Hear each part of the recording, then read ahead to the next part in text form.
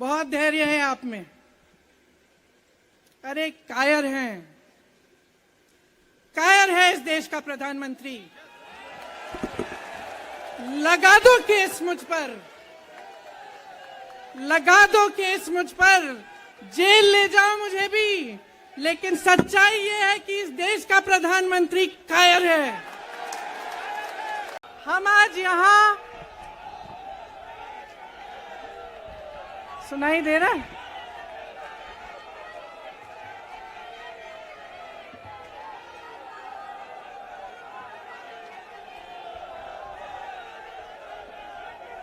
सुनिए,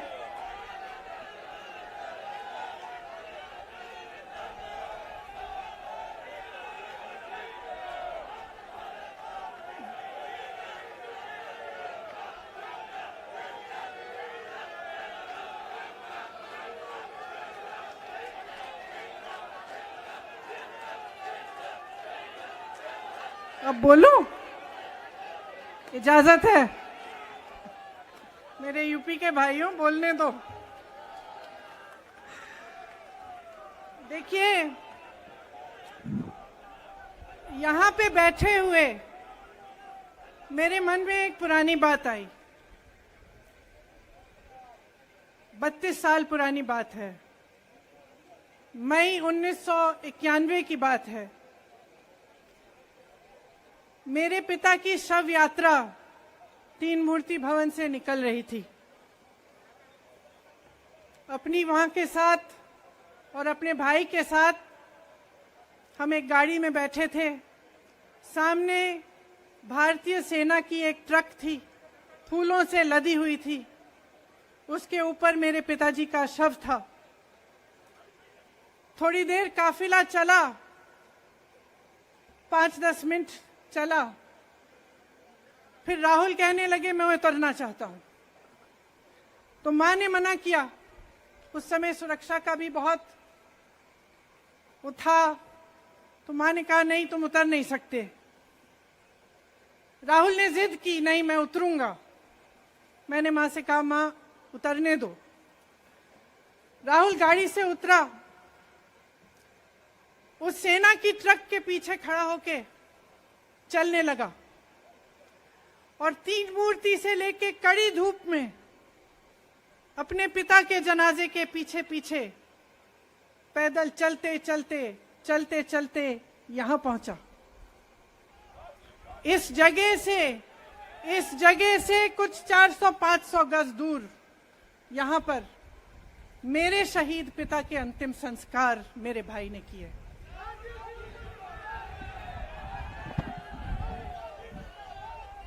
सुनिए, वो चित्र मेरे दिमाग में अभी भी है, मेरे मन में है। मेरे पिता का शव इस तिरंगे झंडे में लपेटा गया था।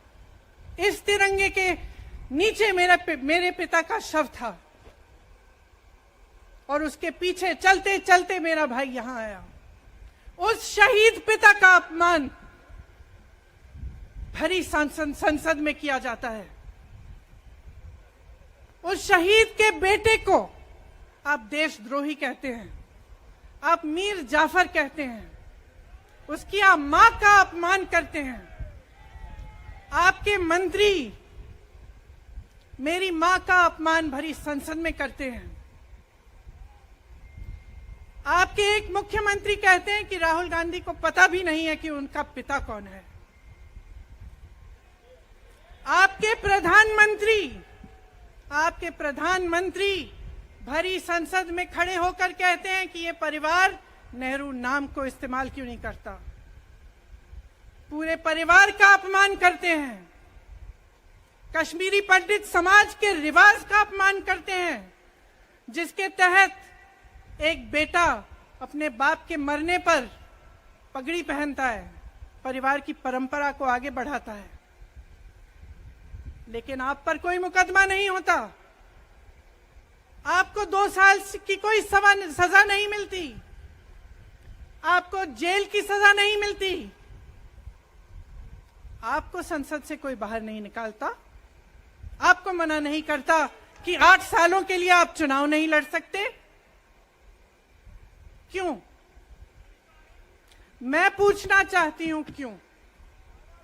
आज तक हम चुप रहे हैं, हमारे परिवार का अपमान करते गए करते गए करते गए। मेरे भाई ने क्या कहा?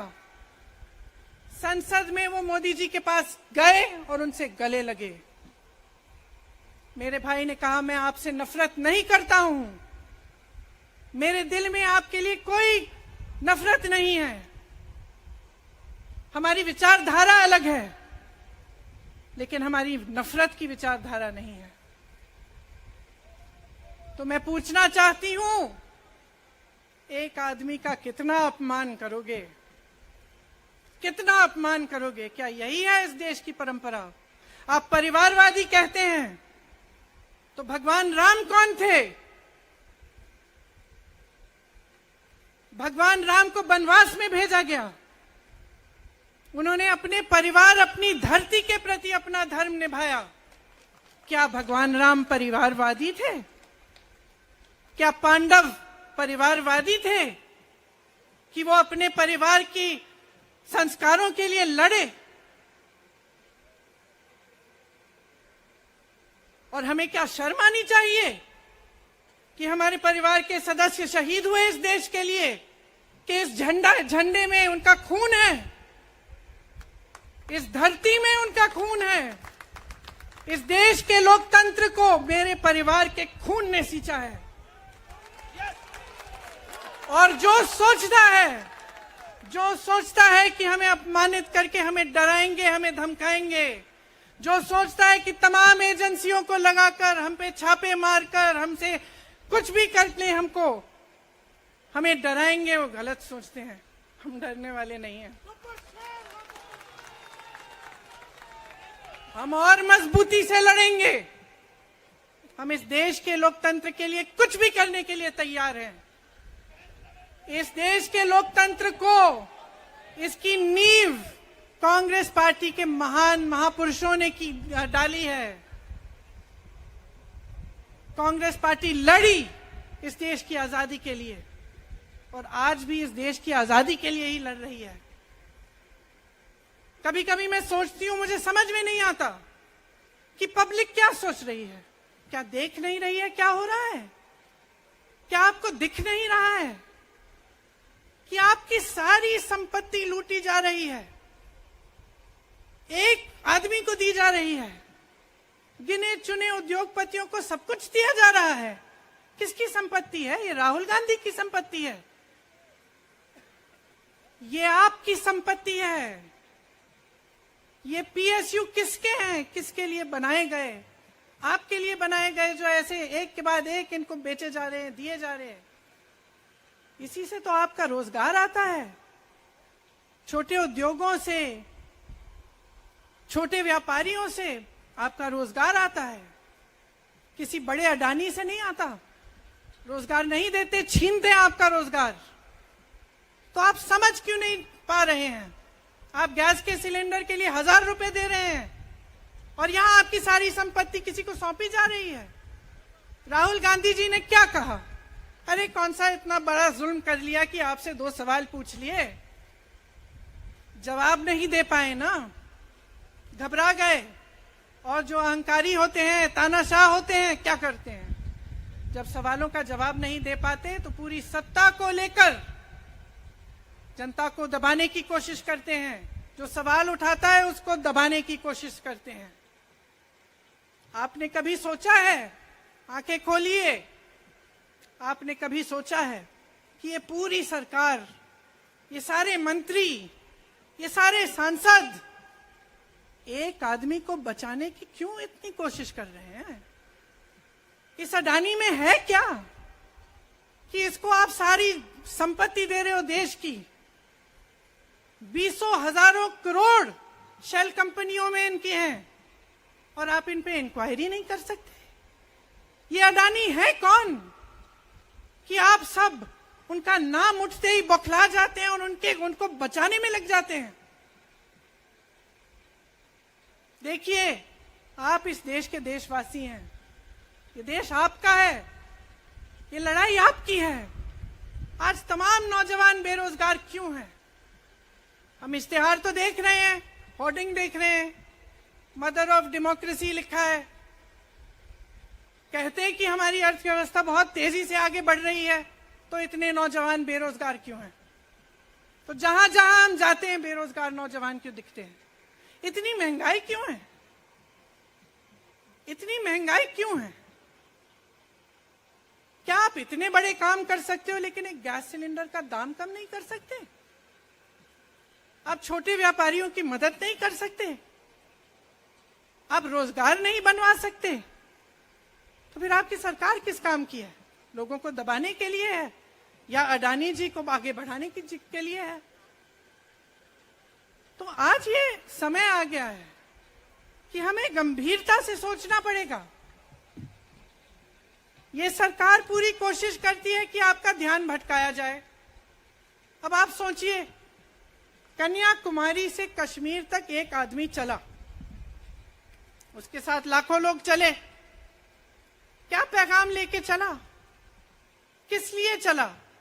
उसके दिल में क्या भावना थी कि लाखों लोग देश भर से उससे जुड़ के चले? समता, एकता की भावना थी। आज आपके सारी मीडिया, आपके सारे मंत्री, आपके सारे सांसद, आपके सारे कार्यकर्ता कह रहे हैं कि राहुल जी ने विदेश जाकर देश का अपमान किया, राहुल जी ने एक वर्ग का अपमान किया। क्या एक आदमी जो कन्याकुमारी से लेकर 5000 किलोमीटर कश्मीर तक चल के ये रोज रोज कहता है कि इस देश को एक होना चाहिए, सबको समान दृष्टि से देखना चाहिए, क्या ये आदमी देश का अपमान कर सकता है? क्या ये आदमी एक वर्ग का अपमान कर सकता है? तो ये आदमी क्या कर रहा है? ये आपकी आवाज उठा रहा है। ये क्या कह रहा है? कह रहा है कि गरीबों को अपना हक दो, नौजवानों को अपना हक दो, महिलाओं को अपना हक दो। यही तो कह रहा है। और हक क्या है? हक ये है कि जो आपका है वो आपके हाथों में जाना चाहिए, किसी बड़े उद्योगपति के हाथ में नहीं, जो प्रधानमंत्री जी के मित्र हैं।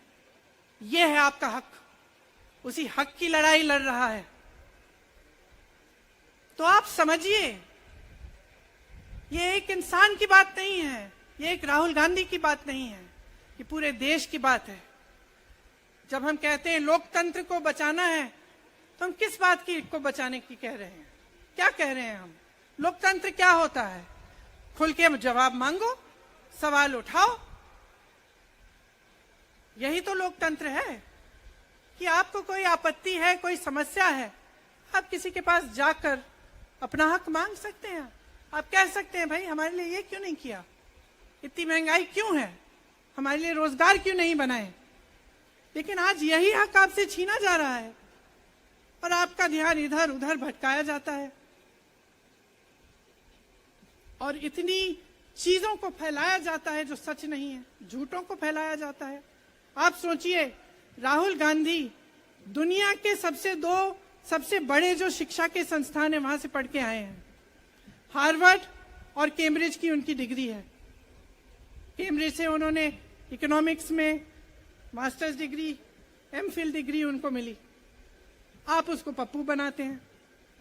पूरे देश भर में आपकी सहायता के साथ मेरे मीडिया के दोस्तों, डिग्री आपने देखी नहीं, सच्चाई आपने देखा नहीं, उनको पप्पू बना दिया। फिर पता चला कि ये पप्पू तो यात्रा में निकल आया और पता चला कि ये तो पप्पू है ही नहीं। इसके साथ तो लाखों लोग चल रहे हैं। ये ईमानदार भी है,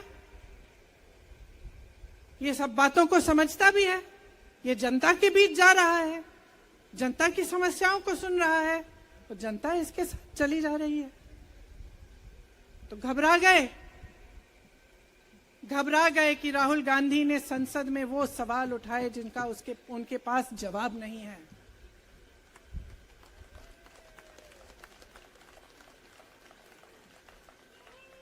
क्या किया सुन लीजिए। एक तरफ से हंसी भी आती है कि एक आदमी को रोकने के लिए इतना सारा करना पड़ा। जिस आदमी ने राहुल जी के खिलाफ सूरत में कंप्लेंट लगाई, आपको मालूम है कि पिछले साल उसने खुद कचहरी में जाके बोला इस पे आप स्टे लगा दीजिए। 1 साल के लिए अपने ही केस पे स्टे लगवाया। फिर वापस कब गए केस खुलवाने के लिए? राहुल गांधी के संसद में अडानी पे के भाषण देने के 1 हफ्ते बाद। 1 हफ्ते बाद वो आदमी वापस जाता है, कहता है केस खोल दी, सुन लीजिए अब हम तैयार हैं। 1 महीने के अंदर अंदर जज कह देते हैं कि राहुल गांधी को 2 साल की सजा मिलेगी। आपने देखा इस देश में कितने केस हैं कि जेल में 10 साल के लिए पड़े रहते हैं, उनकी सुनवाई नहीं होती। ये तो सुनवाई भी फट से हो गई, जजमेंट भी फट से हो गई, सजा भी फट से हो गई। और आपने कह दिया अगले दिन कि 8 सालों के लिए ये चुनाव नहीं लड़ सकते, संसद से बाहर कर देंगे इनको। वाह वाह वाह वाह वाह वाह।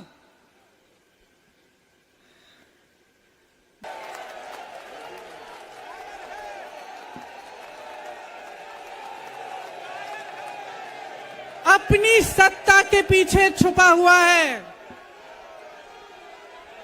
अहंकारी है। और इस देश की बहुत पुरानी परंपरा है, इस देश की बहुत पुरानी परंपरा है, हिंदू धर्म की पुरानी परंपरा है कि अहंकारी राजा को जनता जवाब देती है। और इस देश की बहुत पुरानी परंपरा है कि अहंकारी राजा को ये देश पहचानता है। मेरे परिवार ने मुझे एक चीज सिखाई है कि ये देश दिल से बोलता है और दिल से सुनता है। ये देश सच्चाई को पहचानता है। और मैं जानती हूं कि आज वो दिन है जब से सारा कुछ बदलने लगेगा।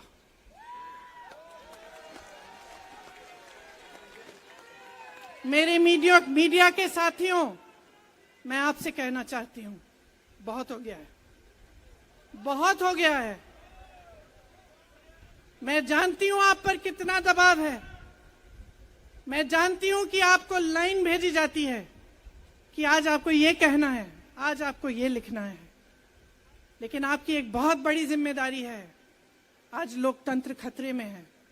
अगर सरकार सवाल उठाने वाले को 8 सालों के लिए संसद से निकाल सकती है, अगर कह सकती है कि तुम्हें चुनाव लड़ने की ही इजाजत नहीं है, तो बहुत गड़बड़ है, बहुत गलत हो रहा है। और ये लोकतंत्र के लिए ठीक नहीं है, ये इस देश के लिए ठीक नहीं है।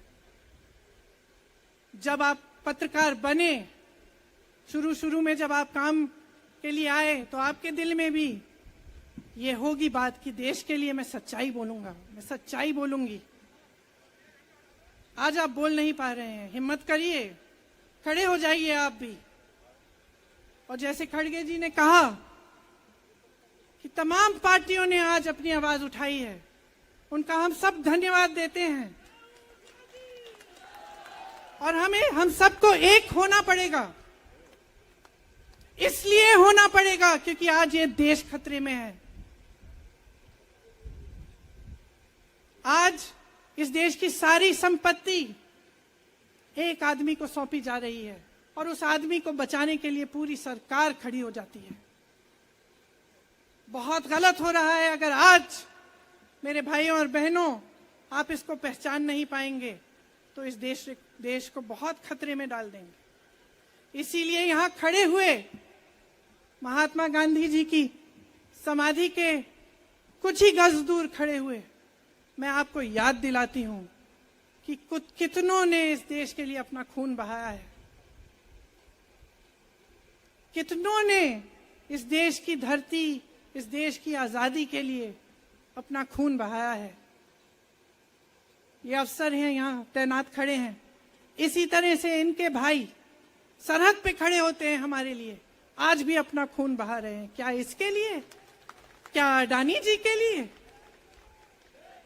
कि अपने देश के किसान के लिए, अपने देश के गरीब के लिए, अपने देश के छोटे व्यापारियों के लिए, महिलाओं के लिए, अपने बच्चों के भविष्य के लिए हम सब अपनी जान देने के लिए तैयार हैं।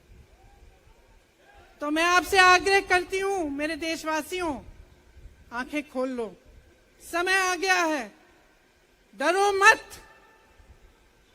राहुल गांधी के शब्दों में डरो मत, इनका सामना करने का समय आ गया है। एकजुट हो जाओ, सामना करो, इस देश की सच्चाई को उभारो, इस देश की एकता को बनाए रखो और इस देश को आगे बढ़ाओ।